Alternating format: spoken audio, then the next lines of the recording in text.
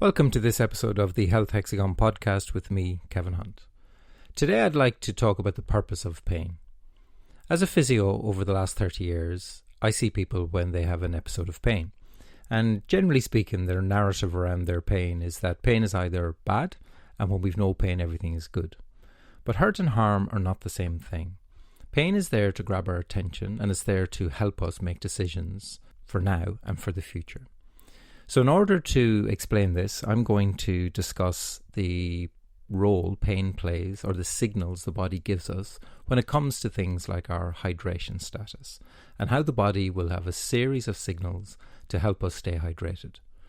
Now, we all know that hydration is a very important part of our health and well-being, but we don't necessarily have a system in place to keep ourselves hydrated. Because generally speaking, we're very, very busy people, and it's far too complex to put a jug of water on your desk and drink it throughout the course of the day. Or maybe, perhaps it's because fluids are so easily and readily available that we don't feel like we need to put a system in place to enable us to stay hydrated, because there's running water in our offices, in our homes. It's easy to get fluids in shops and restaurants that we just think, oh, well, it's simple. I can get hydration whenever I need it. But the body is going to send us signals if we're not optimizing our hydration status. Now, again, we know hydration is very important when it comes to things like our concentration levels. It's important for our joint health. It's important for our digestive system. It's important for our skin. It's important for our coagulation levels, our blood levels. Therefore, essential that the body would have a series of signals it tries to use to help us keep our hydration optimum as best we can. So let's think through these particular signals. So the first signal your body is going to give you is the colour of your urine. You go to the toilet, you can see, for instance, that your urine is dark yellow. And intellectually, you understand that this is a sign that you're not hydrated sufficiently.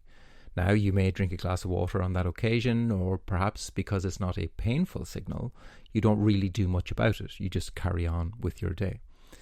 And then if you're not really doing something about your hydration status, your body has to increase the signaling to it. So the next thing it'll do is it'll make you thirsty. Simple system, simple signal, and you may indeed react to that thirst. You might perhaps have a glass of water, and maybe that will get rid of the thirst signal. But it doesn't necessarily mean you have optimized your hydration. It doesn't necessarily mean you have properly rehydrated yourself. Perhaps you were 2 glasses of water down and the one glass got rid of the thirst, but it didn't necessarily hydrate you. So your body has used the colour of the urine and it has used thirst to grab your attention. But you've carried on about your day. Next, it's going to have to increase the signalling. So now a painful stimulus comes in. And your body is going to give you a headache in order for you to register and recognize that there is a problem. So with that headache, you may indeed take on more fluid, or perhaps you have a coffee, an espresso, or maybe you have a painkiller and your headache subsides. But you haven't necessarily dealt with the problem. You didn't pay attention to the colour of your urine, you didn't pay attention really to the thirst, and you didn't react appropriately to the pain signal of a headache. You tried to quash that signal rather than register that your body was trying to communicate with you to explain that your hydration status was suffering and that you needed to put a robust system in place to deal with hydration for now and the future. But you're a busy person and it's all too complicated to walk that 4 or 5 meters to the nearest tap to get a regular glass of water because you're too busy. But really your body is trying to say, come on, put a jug of water on your desk and let's drink through this, and I won't need to give you headaches. I won't really even need to make you thirsty that often, and your urine will be a reasonable colour. The general classic rule there is wee white once a day and then you're hydrated. We won't necessarily wee clear every time and we don't have to, but if you wee white or pale yellow once a day, chances are your hydration system is reasonable or pretty good. So if we've ignored the sign and the colours of the urine, we've ignored the thirst, we've ignored the headache, your body has to now increase the signal. And the next thing it's going to do is it's going to give you cramp at 2 o'clock in the morning.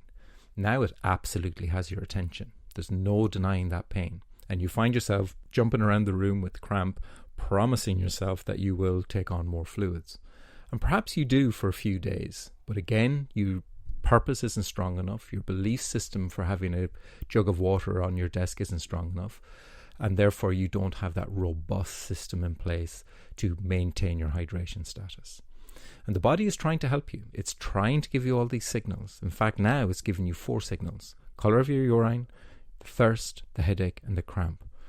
And it's doing this to really try and prevent a much bigger problem. It's trying to prevent the kidney stones. And when you have kidney stones, anyone who has kidney stones will tell you, you will never let yourself get dehydrated again. It's pretty excruciating. And the body has tried with all its signals leading up to this point to say, this is what I've been trying to prevent happening. But clearly the signals weren't strong enough, or the messages weren't getting through, or you were too distracted with your other engagements of your life to pay attention to some basic hydration, well-being scenarios. Now, the problem when people have had kidney stones is that when they get the other signals that the body is trying to help them with, such as, again, the colour of the urine, the thirst, the headache, they fear now that these are signals that they're going to get kidney stones again, and they can become quite anxious and quite distressed by it. But if we understand that the body is there trying to help us put systems in place, and that the pain system is very much part of how the body communicates with us, it tries to cut through the other noise and grab our attention, just like that cramp at 2 o'clock in the morning, then we can at least engage with the whole point and purpose of pain is, what is it really trying to tell us? And we're going to explore more about this in the episodes to come as we start to work through the layers and of nuance and complexity of why the pain system is communicating with us as a mentor to help with our health and our well-being. So if we think of our health hexagon and the 6 elements that are significant in health and well-being: sleep, diet, physical load, cognitive load, emotional load, and the spiritual offloading, the pain system is going to communicate with us throughout all or any of these. This example we've talked about today is in hydration status, which I would put into primarily the diet department of our hexagon. For instance, obviously it's something we consume in terms of fluids. But obviously that will have impact on things like our concentration levels, which will be in the cognitive wing of our hexagon. It will have impact on our physical abilities and performances, so that's obviously going to have impact in the physical wing of our hexagon. It's also going to have impact on the emotional side of our hexagon, because when we're thirsty, dehydrated, our concentration levels aren't so good, chances are emotionally we may be more irritable or more sensitive in many ways. So the purpose of pain is to help guide us for our health and our well-being, and we've got to engage with that at both an intellectual level and a systems level. As we've discussed in previous episodes, for instance on the neurotags and how the brain puts circuits of information together, when we have a bad experience, so for instance kidney stones or a significant back spasm or the likes, then some signals we had in the past associated with that, so for instance our colour of our urine related to the kidney stones, or that box that we have to lift when we've previously had back spasms, can lead to distress, can lead to anxiety, can lead to fear, can lead to a powerful reaction to that stimulus. But if we're able to understand that the pain system is trying to guide us towards optimizing our systems and making suitable choices for our current and our future selves, then we won't see the pain as something to fear. We will see it as a helpful tool to enable us to look after our current and our future selves. So thank you for listening to The Purpose of Pain on the Health Hexagon podcast with me, Kevin Hunt. I hope you've enjoyed this insight into the pain system. If you have, please share, like, or leave a comment on the tool you're listening to this podcast with. I'd really appreciate that. And if you want to learn more, please go and get a copy of Pain the Ultimate Mentor, available from Amazon and all usual book outlets. And if you enjoy that, please leave a review, because it'll help other people to understand that pain is something we should engage with, we should learn from, to look after our current and our future selves. Thank you for listening.